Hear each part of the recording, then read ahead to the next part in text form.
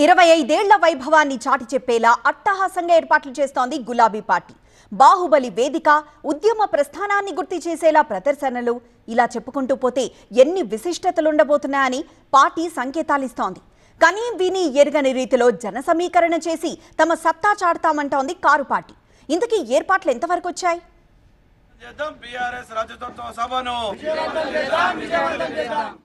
వరంగల్ను sentiment గా భావిస్తున్న గులాబీ పార్టీ 3 జిల్లాల సరిహద్దు అయిన ఎల్కతుర్తి దగ్గర రజతోత్సవ మహాసభ నిర్వహించేందుకు ప్లాన్ చేసింది. ఈ నెల 27న జరగబోయే ఈ మహాసభకు ఉమ్మడి వరంగల్, కరీంనగర్, మెదక్ జిల్లాల సరిహద్దు ప్రాంతం వేదికైంది.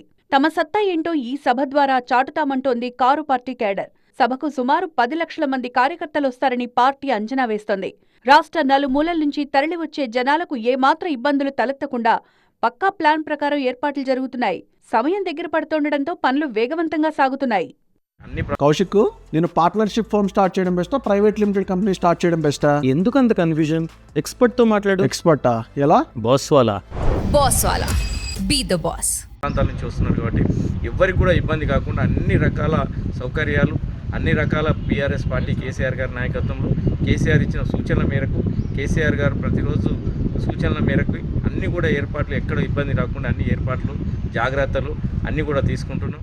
మొత్తం 1213 ఎకరాల్లో బహిరంగ సభకు ఏర్పాట్లు జరుగుతున్నాయి. అందులో 159 ఎకరాల్లో సభా ప్రాంగణం, 5 ఎకరాల విస్తీర్ణంలో సభా వేదిక ఉంటుంది.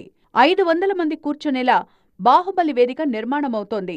సభకు వెనుకాలే 4 ఎకరాలు వీఐపీ పార్కింగ్కు కేటాయించారు. ఇక 150 ఎకరాల్లో పబ్లిక్, వీఐపీ, ప్రెస్ సహా ఉద్యమకారులకు ప్రత్యేక గ్యాలరీలు ఏర్పాటు చేస్తున్నారు. మిగిలిన స్థలాన్ని భోజన వసతి, పార్కింగ్ కోసం కేటాయించారు. ఎటువైపు నుంచొచ్చే వాహనాలు అటువైపే పార్క్ చేసేలా 5 ప్రాంతాల్లో పార్కింగ్కు ఏర్పాట్లు చేస్తున్నారు. ఎండ తీవ్రత ఎక్కువగా ఉన్న నేపథ్యంలో 10 లక్షల మజ్జిగ ప్యాకెట్లు, 10 లక్షల వాటర్ ప్యాకెట్లను అందుబాటులో ఉంచనున్నారు. ఇప్పటికే దాదాపు ఏర్పాట్ల ప్రక్రియ 80% పనులు పూర్తయినాయి. మరో 3 నుంచి 4 రోజుల్లో పనులు పూర్తి చేయడం జరుగుతూ ఉన్నది. ముఖ్యంగా ఈ సభ చరిత్రలో నిలబడేటువంటి సభ. ప్రజలు రాష్ట్ర వ్యాప్తంగా ప్రతి గ్రామం, ప్రతి పల్లె నుంచి కదిలి వస్తారు. ఎక్కడ కూడా ఎవరు కూడా ఇబ్బంది జరగకుండా. ఉమ్మడి వరంగల్ జిల్లాకు చెందిన బీఆర్ఎస్ నేతలంతా సభ ఏర్పాట్లలో బిజీగా ఉన్నారు. సభ ఏర్పాట్ల దగ్గర నుంచి జన సమీకరణ వరకు అనేక కమిటీలు ఏర్పాటు చేసుకుని సమన్వయంతో పనిచేస్తున్నారు. ప్రతి నియోజకవర్గంలోనూ నేతలు సన్నాహక సమావేశాలు నిర్వహిస్తున్నారు.